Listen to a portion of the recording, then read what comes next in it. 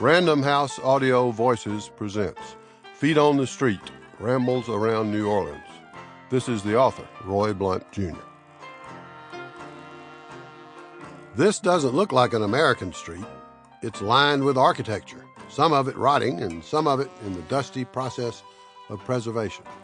A variety of styles, but largely late 18th century to mid-19th century Spanish influence, because nearly all the original wooden French buildings burned in 1788 and 1794, while the city was under Spanish rule, and were replaced with stucco tiled roof brick structures with lacy ironwork. And, oh look, there's somebody out on one of the balconies now, smashing windows with a champagne bottle.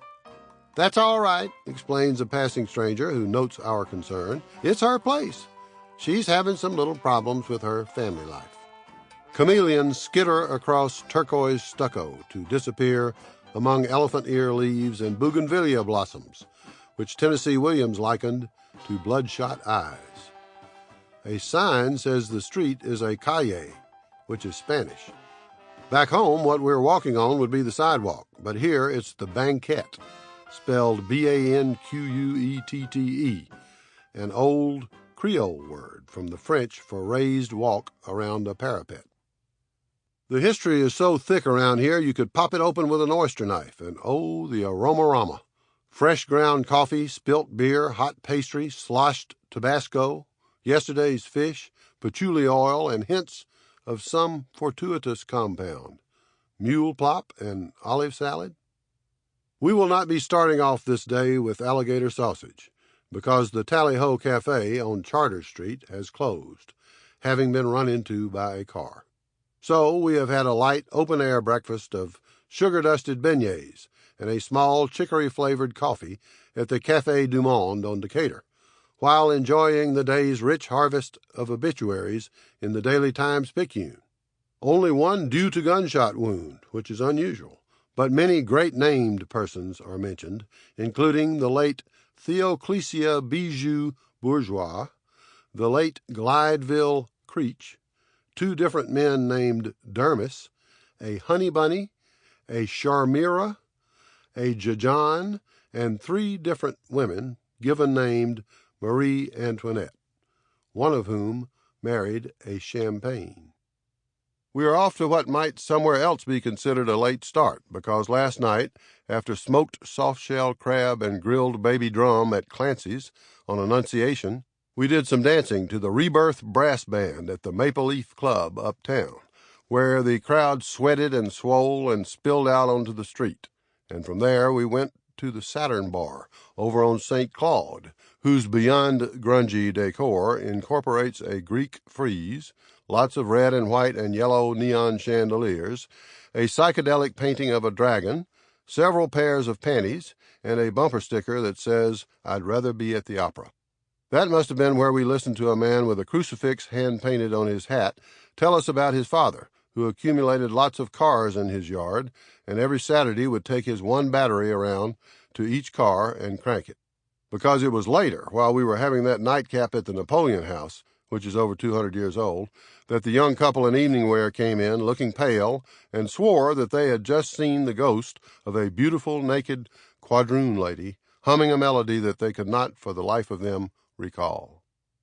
And now, cutting through the clip-clop of the mules drawing carriages over the cobblestones, we hear, "Betcha I can tell you where you got them shoes." African-American lad, about 9 years old, doing a lickety-clackety shuffle on flattened halves of Fresca cans affixed to his sneaker soles. "Don't want to take advantage of you, young man. How could you possibly know?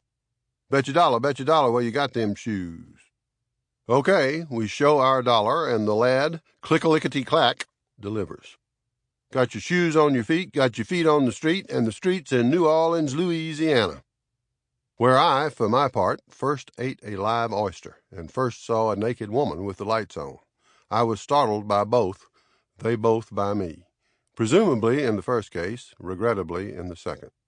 Where I first heard the blues, first met an eminent author, or any other kind of author, and first realized that a person of my own gender could have designs, when I was much younger, on my body. Every time I go to New Orleans, I am startled by something. New Orleans lies several feet below river and lake level, and it sinks a little lower every year. When the big hurricane hits, and it will, New Orleanians assure you, with what suffices locally for civic pride, the waters will finally rise over the shell and inundate the town, killing tens of thousands. Neither pestilence, nor fire, nor corruption, nor rioting, nor thuggery, nor a series of governing powers, French, then Spanish, then French again, then American, then Confederate, then American again, has managed to dampen New Orleanian spirits for long, so why should the deluge? New Orleans is my favorite place in the world to ramble. Even on those deep summer days that make a person feel swathed in slowly melting ham fat, New Orleans has always put a spring in my step. I can hear residents already. He thinks he can write about New Orleans and never had a nectar cream with cream, which is a sort of snow cone, over by Hanson's, or the cannibal salad, raw beef in it, at the Magnolia Grill. He thinks he can write about New Orleans and never saw the Irish throwing cabbages from their St. Patrick's parade and the un-Irish picking them up to take home for supper. Residents do as residents will. They get into a particular Mardi Gras ball, a particular neighborhood, a particular bar. They develop little crotchets like claiming, oh sure, not to like beignets, and they know what it means to miss the point of New Orleans. But here's something that New Orleanians tend to have in common. None of them believe that most of the others of them get New Orleans either. Tourists, too, do as they will. They come, they walk the tawdriest blocks of Bourbon Street. They see other tourists weaving along holding drinks known as hurricanes or flashing their breasts for trinkets, and they eat in the wrong famous restaurants, and they return home saying big deal like we never saw drunks or breasts or got overcharged before. They should have walked further. It is the person in between, me, the visitor who keeps coming back, who can give you some perspective. For one thing, if you happen to catch breasts for trinkets just right, it can be a breath of fresh air. She flips up her top, and out they pop, tender gamboling lambs, and she's flushed, and she is cheered, and gimcracks are thrown to her from a balcony, and she and her friend go rambling off up the street to some place where they can go over every inch of each other because they want to. Bless their hearts. New Orleans is not what it once was, neither the fetid swamp nor the great city. Miami is now a more international town, Vegas more of a flesh and gambling mecca, and Memphis, thanks to FedEx, more of a hub. But New Orleans is still itself enough to erase any doubt that it was what it was. It hasn't lost the feel. It's like no other place in America, and yet, or therefore, it's the cradle of American culture. It's where Walt Whitman, he said, first tasted sin, where Abraham Lincoln got his first full sense of the scope and the primary shame of the nation, where Mark Twain began and ended his riverboat career and started imagining the books he would write, where Buddy Bolden and Bunk Johnson and Jelly Roll Morton became the first legends of jazz, and Louis Armstrong put the A in American music, where W.C. Handy dreaded seeing that evening sun go down, where William Faulkner turned from poetry to fiction and shot BBs at nuns from his garret window, where Huey Long went to law school, and where Tennessee Williams acquired his Tennessee and lost, he said, his virginity.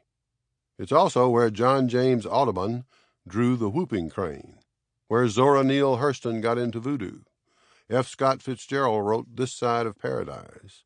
O. Henry took his pen name and refuge from the law, and Langston Hughes bought some wishing powder, and, quote, the next day, quite unexpectedly, I found myself on the way to Havana, where Kate Chopin smoked her first cigarette. Little Richard recorded Good Golly Miss Molly. The Boswell sisters got their act together. Chuck Berry was inspired to write Johnny B. Good. Anita Luce wrote Diamonds Are a Girl's Best Friend. Ingrid Bergman, playing a trollop, ate jambalaya off the head of a dwarf. And a couple of guys tried to mug Richard Ford right out in front of his Garden District house, but he didn't have any money on him, so they got back in their car and drove away. Walker Percy and Robert Stone set their first novels here in the 60s. Percy's lyrical stoic, Stone's politico-phantasmagoric. New Orleans is where Louis Prima, Lillian Hellman, Dorothy Lamour, Mahalia Jackson, George Harriman, creator of Crazy Cat, Dr. John, Madam X, portrayed. Sample complete. Ready to continue?